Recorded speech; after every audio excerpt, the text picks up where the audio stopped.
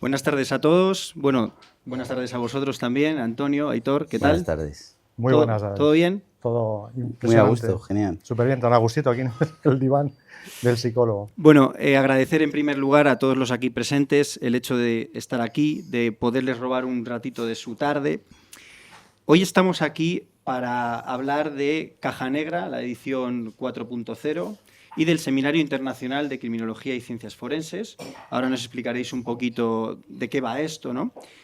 Antes de continuar, sí que, con permiso de vosotros, que sois los auténticos protagonistas, presentarme. Mi nombre es David Rodrigo, soy criminólogo, detective privado y pertenezco también a la junta directiva de SECIF, que también está detrás de toda esta organización. Creo que es de mal gusto seguir hablando sin presentarse, ¿no?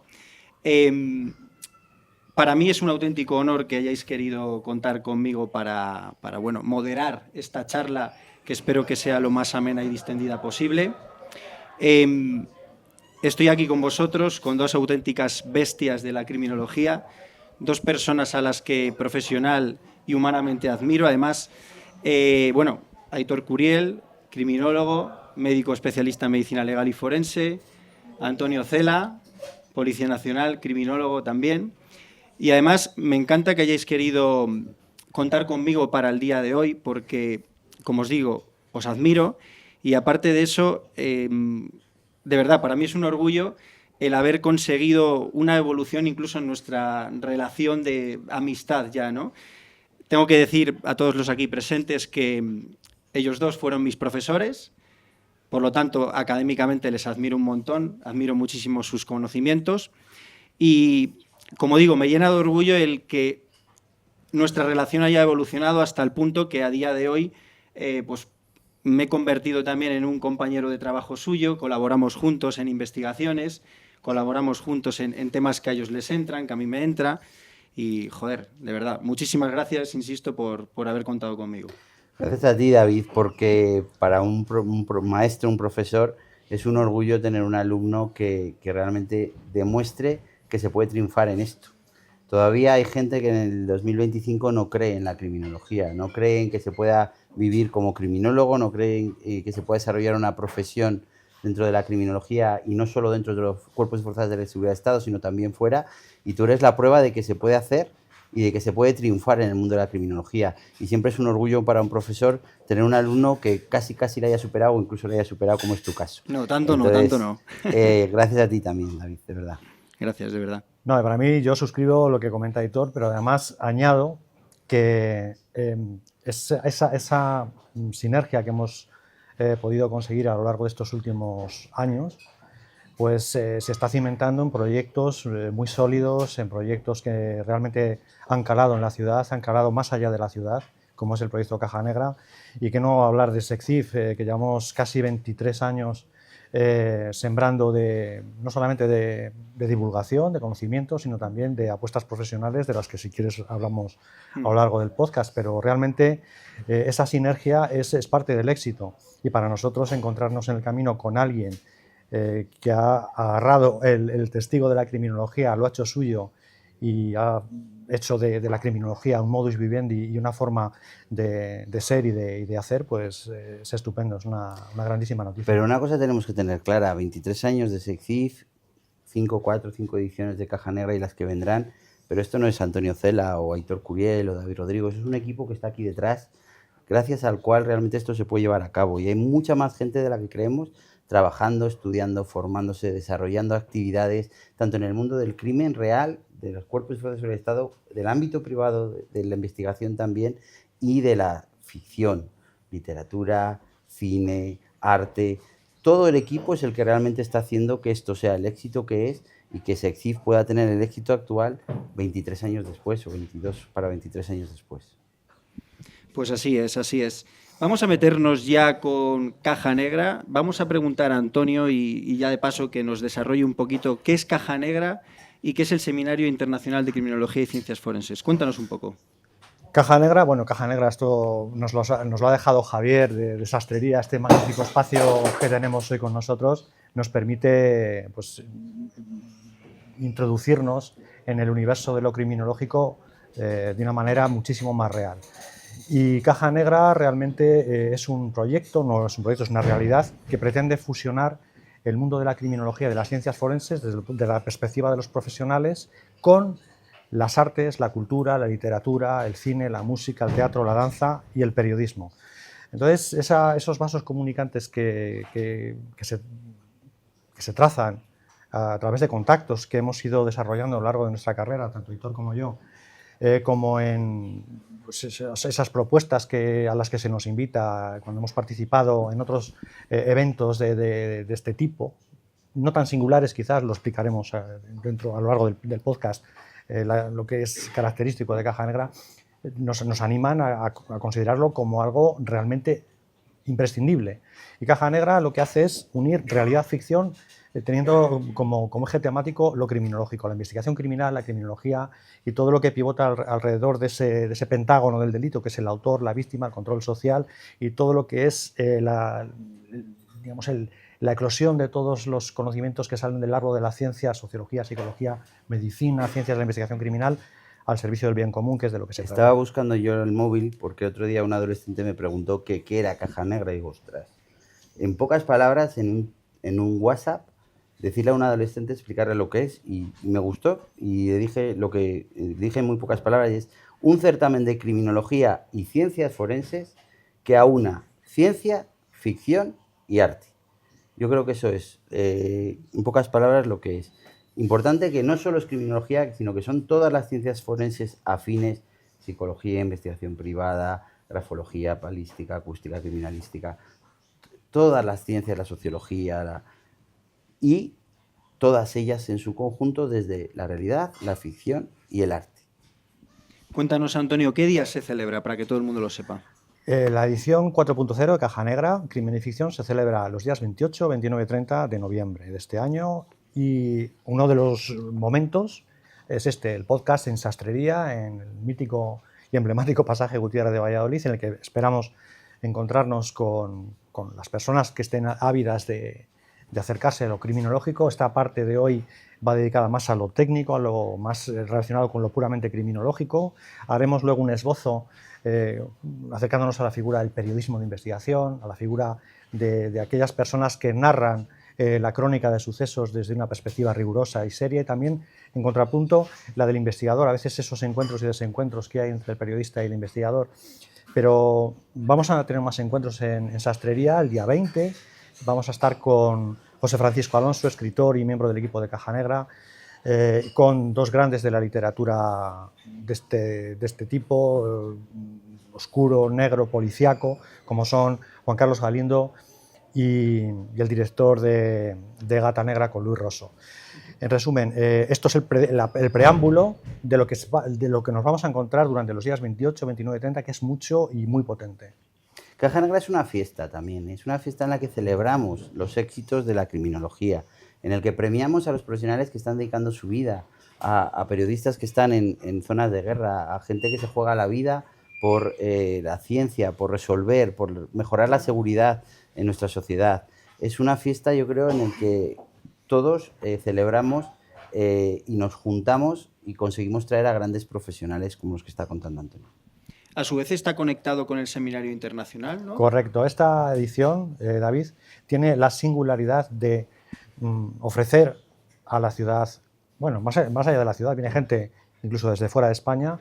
La idea es internacionalizar a través de las vivencias, las experiencias y los conocimientos de profesionales de 5 países. Nos vamos a encontrar, gracias a ti, de un colega tuyo, de Mike Lacorte, que es detective privado londinense. Eso ha sido presidente de la Asociación Mundial de Detectives. Bueno, de Mike seguro que conoces tú mucho más, pero también tendremos a profesionales desde México, desde Estados Unidos. El proyecto estrella un poco, no quiero desmerecer a nadie, pero traer a Innocence Project, que es un proyecto que lleva trabajando desde más de 30 años para exonerar a través de la genética forense a personas que están en el corredor de la muerte o que han estado abocadas a larguísimas condenas de cadena perpetua a través de procedimientos irregulares donde las investigaciones no han sido ni tan rigurosas ni tan exigentes como las que tenemos aquí, con este marco normativo que nos exige nuestro ordenamiento jurídico.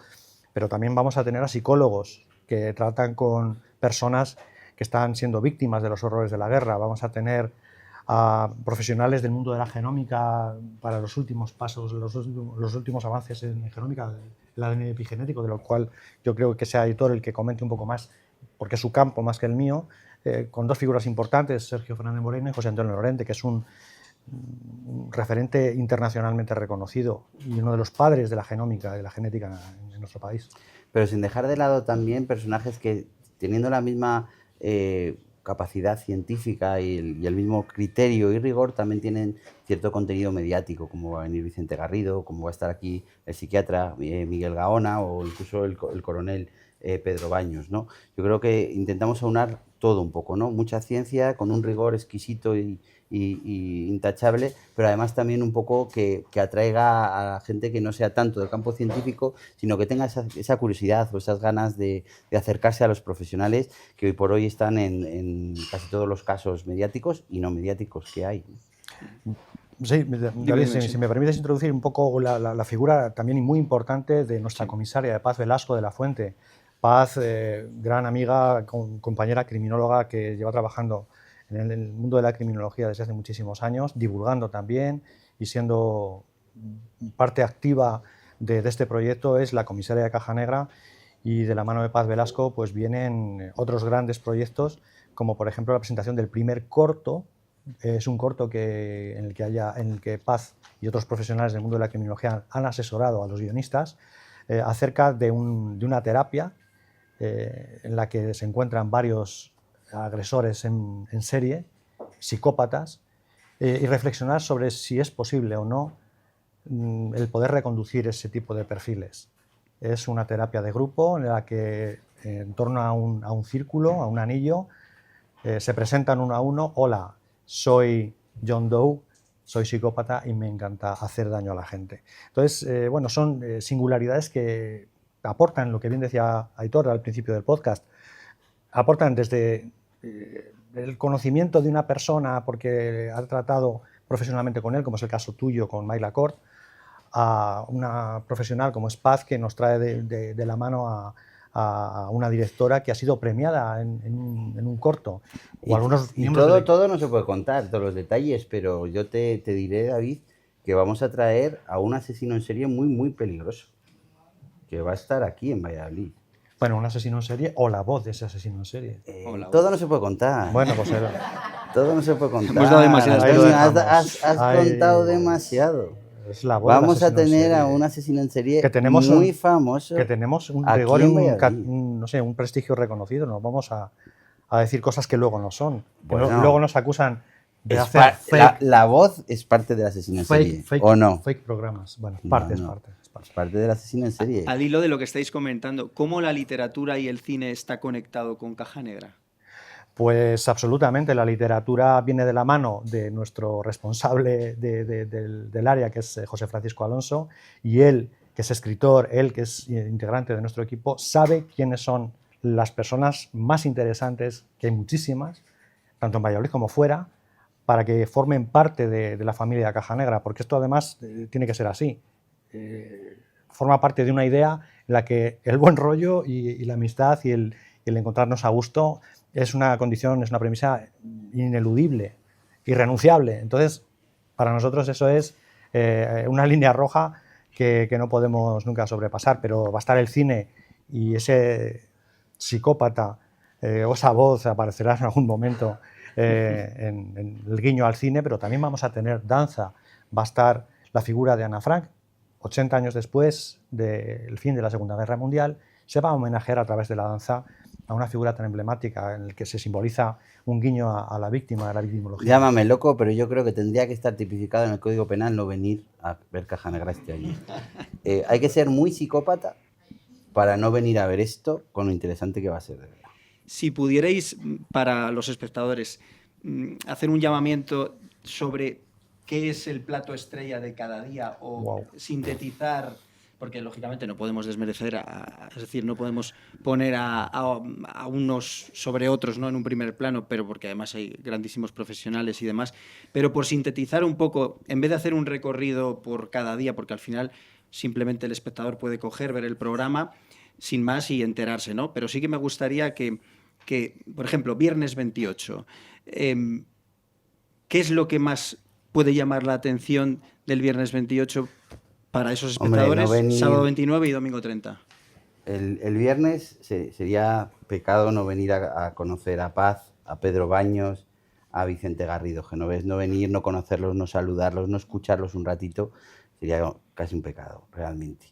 El sábado es que el equipo es maravilloso, pero el Innocent Project, José Antonio Lorente, Lidia Cacho, incluso Miguel Ángel Gaón, Miguel Gaona, realmente es lo mismo. Y luego ya toda la parte del arte, toda la parte de la danza, del domingo, realmente es que es el conjunto de todo y es muy difícil destacar a nada, ¿no? Pero lo más bonito es estar, lo más bonito es cómo el que venga va a poder sentirse parte de todo esto. Tanto desde dentro como profesional, si es que lo es, como desde fuera como curioso, si viene como curioso, poder entrar dentro de este mundo y sentirse uno más. Porque el equipo de trabajo que tenemos consigue eso, consigue que el que se acerca se sienta parte del proyecto, se sienta parte de lo que estamos haciendo. Y además, detrás de todos estos eventos, siempre hay una gran cantidad de networking entre profesionales, que esto es fundamental.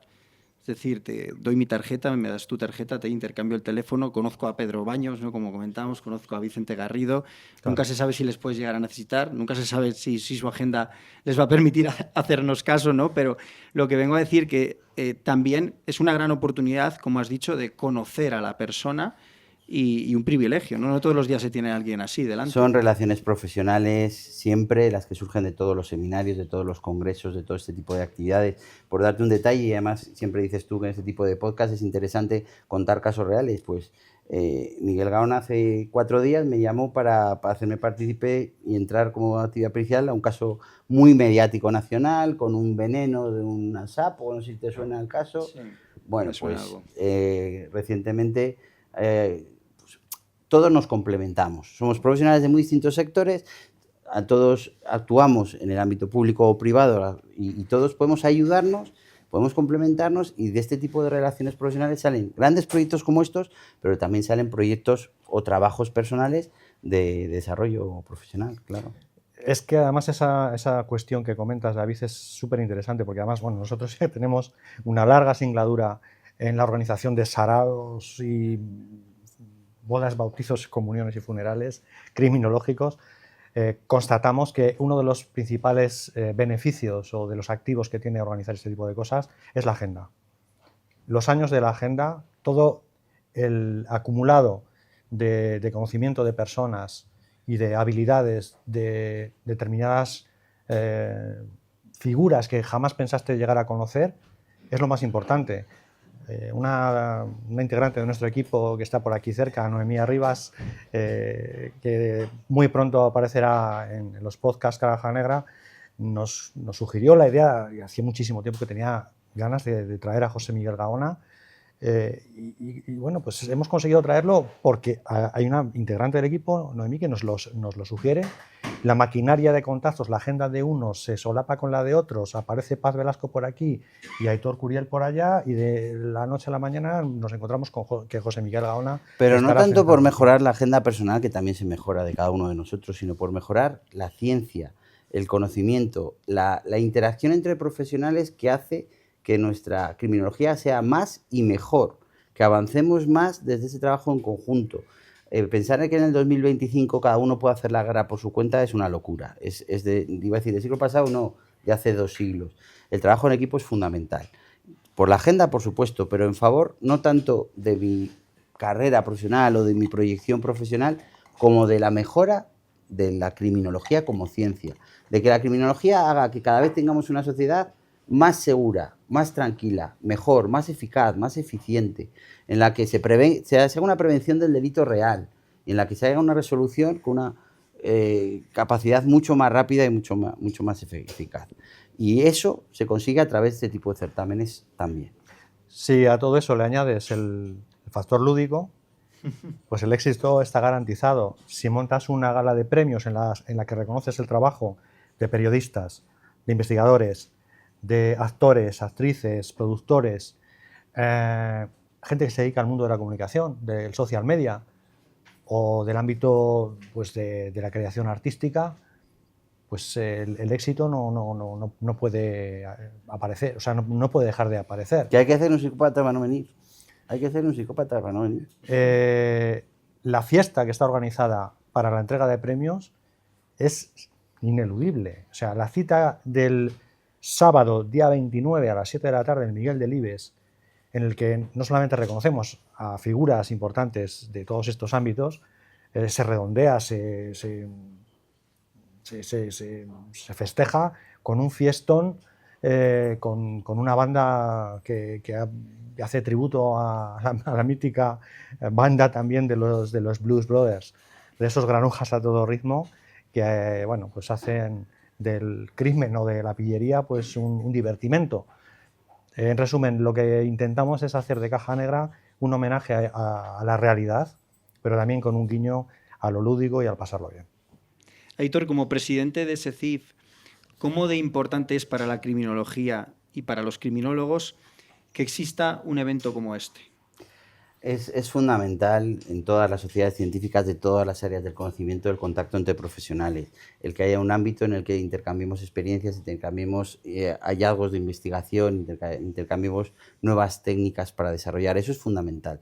Pero en el campo de la criminología además es que tenemos ahí la ficción, tenemos ahí el arte y nos permite hacer estos encuentros mucho más efectivos, mucho más amplios, mucho más dispares y mucho más quizás variados, ¿no? Esto es una ventaja porque la criminología es una ciencia que atrae todo tipo de personas, ¿no? Atrae evidentemente muchos profesionales dedicados a la prevención y resolución, pero también atrae a criminales, también atrae a curiosos, también atrae a enfermos psicológicos y psiquiátricos de muy diversas patologías.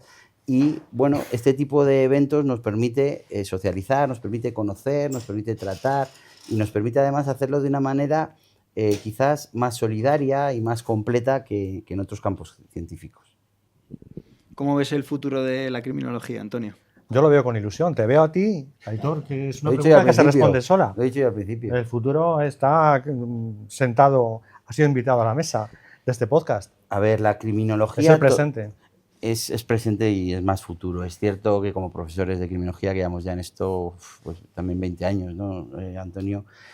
Todos los alumnos que van a estudiar criminología nos preguntan antes de elegir la carrera, nos preguntan durante la carrera, nos preguntan cuando acaban la carrera, salidas profesionales, dónde, cómo, cuándo, dónde puedo presentar currículums, dónde la criminología se está desarrollando. Es una ciencia relativamente nueva. En España era un título propio que pasó a ser una licenciatura de segundo ciclo y luego un grado con la creación de los grados. Solo con criminología en España y todavía no es fácil si no es en los cuerpos y fuerzas de seguridad de Estado, donde es la salida más fácil y natural del criminólogo, ¿no? En otros ámbitos quizás es más complicado. Tú eres una prueba de que se puede. Yo te pongo como ejemplo a los alumnos y pongo otros casos de otras antiguas alumnas o alumnos que han conseguido sacar un negocio, han conseguido innovar, han conseguido crear y han conseguido vivir de la criminología y solo de la criminología, que es lo difícil. Pero el futuro está por escribir. Siempre ha sido una desventaja ser la primera promoción de algo. Tienes que crear esa profesión, tienes que desarrollarla. Es una desventaja, pero es una ventaja, porque el futuro está por escribir. Y está por escribir como estás escribiendo tú, que ya llevas 20 años escribiéndolo con mucho éxito, y como lo conseguirían escribir los que ahora están pensando en matricularse en criminología o los que ahora están acabando haciendo su TFG o su TFM en una titulación similar. Es una desventaja, pero si eres capaz de darle la vuelta, es una gran ventaja también. Porque, efectivamente, ¿cuál es el alcance real que puede tener la criminología? Lo has comentado un poco antes, pero yo creo que el criminólogo, o sea, puede tener, aparte de trabajar en despachos privados y demás, que es lo costoso, es lo difícil, y además has dicho una cosa que me ha gustado mucho, que es lo difícil es dedicarse única y exclusivamente a la criminología, porque nos encontramos pocos criminólogos que se dedican única y exclusivamente, y la gran mayoría de ellos son docentes, ¿no? Yo personalmente, como ejemplo, informes criminológicos puros en mi despacho, a lo largo de 16 años que llevo en la profesión, he emitido 3. Vosotros me conocéis, el mayor sustento y mis mayores ingresos proceden de la investigación privada como detective, pero es triste, es un poco frustrante. Es verdad que en mi despacho lo que hacemos son informes de investigación privada también con valoración criminológica, es decir, investigo, salgo a la calle como detective, soy ese testigo cualificado que consigue las pruebas y a mayores puedo hacer una valoración criminológica, una perfilación a lo mejor de mi investigado, ¿no? Para valorar su peligrosidad, su riesgo, lo que sea, ¿no? Pero es muy difícil, es muy complicado. Y creo que, fijaros, creo que el criminólogo donde debería de estar muy arraigado es en las administraciones públicas. Correcto. Juzgados, prisiones, etcétera. Uno de los grandes problemas de la criminología es la pinza. El criminólogo está sometido a una pinza terrible por parte de unos actores que pertenecen a la seguridad pública, que tienen la competencia exclusiva de investigar los delitos, que incluso está vetada a los detectives, salvo en determinados casos muy tasados. Esa parte de la investigación criminal está restringida única y exclusivamente a la policía. Por otro lado, en el otro segmento de la pinza nos encontramos a potentes sectores profesionales que ya tienen su ámbito muy consolidado. Estoy hablando del ámbito de la psicología, el ámbito del derecho y el ámbito que son legión de trabajo social. Has comentado la necesidad de incorporar... Y la medicina forense también. Exactamente. La medicina forense, bueno, es lógico. No puedes hacer una valoración de daño corporal si no eres médico, por ejemplo. O una puedes autopsia. practicar una autopsia, obviamente. Pero lo que sí que es cierto es que determinadas actividades que tengan 1, 2, 3 peldaños por debajo de la cualificación que se le requiere a un médico, a un psicólogo, a un psiquiatra, podría ser perfectamente asumible por el criminólogo. En Estados Unidos, en otros países del ámbito anglosajón, está, por ejemplo, el agente de la probation, que son figuras criminológicas que lo que hacen es monitorizar, tutelar el que la libertad condicional de un reo se cumple, que cumple con sus obligaciones en el trabajo, si es que tienen que hacer trabajos en beneficio de la comunidad, si tienen que realizar una determinada formación relacionada con su delito, tener que hacerse test periódicos de consumo de sustancias psicoactivas o simplemente reconocer que tienen determinados problemas que tienen que resolver para poder incorporarse a la vida. Esa es la figura del agente de la probation, de la libertad condicional, algunos profesionales que se dedican a la localización de fugitivos. Claro, estamos hablando de un país o de un entorno inabarcable prácticamente como es Estados Unidos, en el que los operadores de seguridad se quedan cortos a la hora de hacer ese tipo de respuestas para poder abarcar todo el campo que tienen que abarcar. En resumen, esa pinza de la seguridad pública por un lado y de los sectores profesionales que ya tienen consolidado su ámbito de trabajo es lo que en cierto modo está dificultando. Pero hay sitios, hay campos, hay áreas que se pueden trabajar y en otros países, como muy bien está explicando Antonio, se trabajan. En España, por ejemplo, en el ámbito pericial es muy complicado todavía ver un informe pericial criminológico. Tú has hecho 3, yo he hecho alguno más, incluso presentar en el Supremo algún informe puro criminológico, pero realmente es muy raro. Los jueces todavía no tienen la cultura de la criminología como ciencia independiente, como un experto que les puede aportar algo, ¿no? A veces se sienten como ninguneados por el profesional de la criminología, ¿no? Como eso ya lo puedo valorar yo, no necesito a un experto en criminología para valorarlo. Eso ocurre en España y ocurre por la evolución histórica de la criminología en España. Cambiará porque en otros países es distinto, pero hay otros ámbitos fuera del ámbito pericial en el que la criminología tiene mucho, y también en el arte y en la ficción, en los medios de comunicación.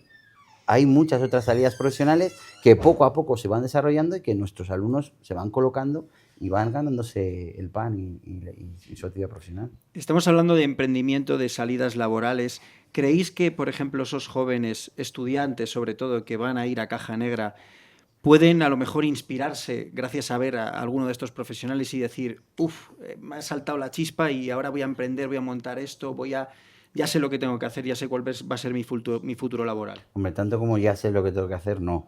Pero coger ideas, sí, de este y de otros sitios parecidos es donde tienen que ir a coger ideas. No me entra en la cabeza, yo decía en plan de broma antes lo de psicópata o lo de... Pero no me entra en la cabeza que un chaval que realmente tenga vocación por la criminología, tenga vocación por ese estudio y esté realizando esos estudios, no quiera acercarse a conocer a estos profesionales que tenemos. No quiera acercarse a oírles para sacar ideas, para realmente poder crearse su puesto de trabajo en lo que a él le gusta y no terminar trabajando en otra cosa, como no solo les pasa a los criminólogos, les pasa a otros muchos profesionales que estudian otras carreras, Claro. que a veces si no tienes vocación, si no tienes decisión y no tienes emprendimiento, mal te va a ir en cualquier carrera que estudies. Pues si en criminología tienes vocación, tienes decisión y tienes emprendimiento, tienes que estar aquí, porque es donde vas a conocer a profesionales que lo están haciendo y vas a poder coger ideas para desarrollar tu propia profesión el día de mañana. Bueno, para ir cerrando un poquito esta charla, me gustaría que compartiéramos cada uno de nosotros, además como tenemos diferentes profesiones, aunque nos une a los tres el hecho de que somos criminólogos, ¿no? Pero Aitor desde su despacho de la medicina legal y forense, tú con tu trayectoria, Antonio, en las fuerzas y cuerpos de seguridad del Estado, yo a través de mi despacho de detectives, donde principalmente ejercemos, como os digo, la investigación privada. Me gustaría, para que nuestros espectadores y las personas que están aquí presentes pudieran ver de forma un poquito más tangible cómo se puede aplicar la criminología o las ciencias forenses en diferentes profesiones, ¿no? Contando algún caso real que queráis compartir con nosotros. Infinitos, David. Yo esta semana, hoy es miércoles, llevo 4 juicios esta semana y 2 han sido realmente, yo creo, interesantes desde el punto de vista criminológico. Por ejemplo, el que he tenido hoy en Madrid era un accidente de tráfico, algo tan normal o tan habitual como es un accidente de tráfico, pero que tenía un componente criminológico muy importante, que era, había sucedido el accidente, había dudas, un atropello a un ciclista, había dudas si el ciclista estaba montado en la bicicleta, cruzando el paso de cebra montado en la bicicleta o con la bicicleta al lado, que es como tienes que cruzar un paso de cebra. Pero no solo eso, que era más medicina forense, con respecto a las lesiones, no había lesiones de impacto y por tanto parece que iba montado en la bicicleta, pero sino por la toxicología. ¿Por qué? Porque 41 minutos después se le había tomado una alcoholemia, 0,41. 21 minutos después se había repetido, otra vez 0,41. ¿Qué pasa? Que estaba en fase de meseta. Entonces, claro, se había hecho un cálculo retrospectivo como que estuviera en fase de metabolización, en el que la curva tiene una pendiente constante y se puede hacer un cálculo retrospectivo. Pero estando en meseta tú no puedes hacer un cálculo retrospectivo, te vas a valores que no son reales. ¿Por qué? Porque justo antes de la fase de meseta lo que es la fase de absorción de alcohol. Entonces, en el momento del accidente, que había sido 42 minutos antes, la alcoholemia era muy inferior al momento en el que se había tomado. Claro, todo esto desde el punto de vista de la toxicología forense lo hemos estado explicando, lo hemos estado analizando. Hay unas cifras que dice la legislación 0,612, no llegaba a 0,41, pero había una sintomatología, había un atropello, una persona lesionada y había un posible delito. Entonces había que analizar desde el punto de vista toxicológico con el metabolismo, la curva de metabolismo de alcohol en sangre y en aire expirado, que es diferente, que hay momentos de la curva en los que sí que es equivalente y hay momentos en los que no. Pues desde la toxicología forense, una ciencia forense del ámbito de la criminología y de la criminalística, hemos estado debatiendo la forense, los guardias civiles y yo, largo y tendido, para intentar hacer una inferencia de qué nivel realmente de intoxicación etílica tenía. Pero es que este chaval además había dado positivo a THC en saliva. Pero claro, fíjate una curiosidad, ¿tú sabes que el THC hasta 30 días después aparece en orina? Puede aparecer en orina. Hasta 30 días después. Yo tenía entendido que era 24-48 horas. No, eso en saliva, hasta Saliva. 24. En orina hasta 30 días después. Es un problema que tienen algunos deportistas. Su mes de vacaciones, se van, se fuman un porrete, no pasa nada, vuelven, contra el antidrogas, THC. ¡Ay, le he liado! Si esto es de hace 15 días. Ya, pero has dado positivo a THC. Bueno, este chaval había dado positivo en saliva. La cantidad de THC en saliva no tiene nada que ver con la clínica. Hasta 2 días después da. Pongo el ejemplo de la orina, ¿por qué? Porque evidentemente 30 días después de haber tenido un consumo de THC no te da ninguna sintomatología, no estás bajo los efectos. Y el delito es estar bajo los efectos en la conducción. Había dado positivo en saliva THC, pero no sabemos de cuándo era. De las últimas 48 horas. ¿Fumador activo o pasivo? Tampoco sabemos. Bueno, todo esto al final lleva a que una persona, hay una víctima, hay un conductor que puede ser responsable de un delito o no. Y todo es ciencia al final. Ese es el juicio que he tenido esta mañana. Ahí vemos cómo a través de tu despacho ha aparecido la toxicología forense, una ciencia forense más. Sí. Antonio, cuéntanos algún caso como miembro de las Fuerzas y Cuerpos de Seguridad del Estado donde haya estado muy presente la criminología, alguna ciencia forense. Hay muchos, imagino, ¿no? Pues Hombre, hay del muchos. cementerio, ¿no? Es bien chulo. Del cementerio, bueno, bueno, hay muchos casos. Tengo la suerte de contar con compañeros que pueden dar fe de lo que estoy diciendo es absolutamente veraz. Son casos que se han juzgado, son casos que que fueron mediáticos en su momento. Y además están aquí y compartimos las investigaciones juntos. Jesús García Ayer, comisario, compañero de Fatigas, ha sido mi jefe de grupo durante muchísimos años, puede afirmar que su otra gran pasión, aparte de la de ser policía, es la psicología criminal. Y es cierto que la psicología criminal nos permite descifrar indicios que están en el ambiente de determinados contextos, que si tú no tuvieras ese bagaje de conocimientos, sería imposible el poderlos aplicar en una investigación. Y es aplicable a las inferencias que se hacen en determinados contextos, que pueden ser de los más graves, como pueden ser homicidios, agresiones sexuales, atentados terroristas, en fin, lo que consideramos el delito más grueso, la criminología. Pero no nos has contado el caso. Estamos hablando, estoy poniéndome en contexto, en contexto. Pero ese caso no lo voy a contar hoy. ¿No lo vas a contar hoy? No, lo dejamos para Caja Negra. Para Caja Negra. Venga. No voy a contar ese, voy a contar otro. Es un caso de una agresión sexual. Una agresión sexual que ocurre muy cerca de este lugar en el que estamos. En una madrugada, a una chica que iba sola. Una chica que es observada, que es seguida y que es atacada en un determinado lugar. Esas son las ventanas de Holmes, las famosas ventanas de Holmes en las que el autor de un hecho delictivo tan grave como este fantasea con lo que va a hacer. Hace una secuencia en la que planifica dónde lo va a ejecutar y, creyéndose el más listo del mundo, prevé que va a salir absolutamente de rositas de esa historia. Lo que no sabía es que había herramientas que permitieron localizar determinados indicios a través del análisis de conducta y a través de otras herramientas que pudimos implementar en esa madrugada para poder detener a esa persona. Y ahí, además de la ciencia forense, de la genética, del ADN, de las huellas dactilares, de los estudios fisonómicos, de los que otro de nuestros grandes miembros de la sociedad pues trabaja día a día, como es Nacho Nieto, desde su trabajo como especialista en policía científica, dan fe de que esas cosas que vemos en las series de televisión se usan, y se usan con tanta eficacia y con tanta eficiencia como en la ficción, en el día a día. En resumen, se detuvo al autor de una agresión sexual de esa madrugada, que ocurrió, como decía, en una calle muy cercana a esta, y se esclarecieron otras 7. Era un agresor sexual en serie. Sí, señor, buen caso, ¿eh? Buen caso, además donde, como dices, aparecen diferentes ciencias forenses. Correcto. Bueno, pues yo para despedir esta charla... Cuéntanos uno tuyo. Sí, es lo que os iba a comentar. Voy a contar uno mío, y además que está vinculado a la toxicología forense también, donde veremos cómo se aplica la toxicología, pero el vestigio parte de otro modo, ¿no? Desde donde trabajamos parte de otro modo. Nosotros, como detectives privados, bueno, pues ya sabéis, el detective privado es un testigo cualificado que, en ánimo de obtener pruebas o fuentes de prueba, puede seguir a un determinado investigado. Y en este caso, aparte de eso, nosotros tenemos una especialización que es la recogida de desechos biológicos y muestras forenses. Ahí es donde aparece la criminología. O sea, ahí viene la influencia que yo tengo personalmente de la criminología, de la criminalística, de las ciencias forenses, donde me he ido especializando con el paso de los años. Y básicamente, por trasladarlo al caso real, ¿no? Básicamente es que nos contrata una mujer que está luchando por la guardia y custodia de sus hijos. En este caso nos comenta que su ex, el progenitor,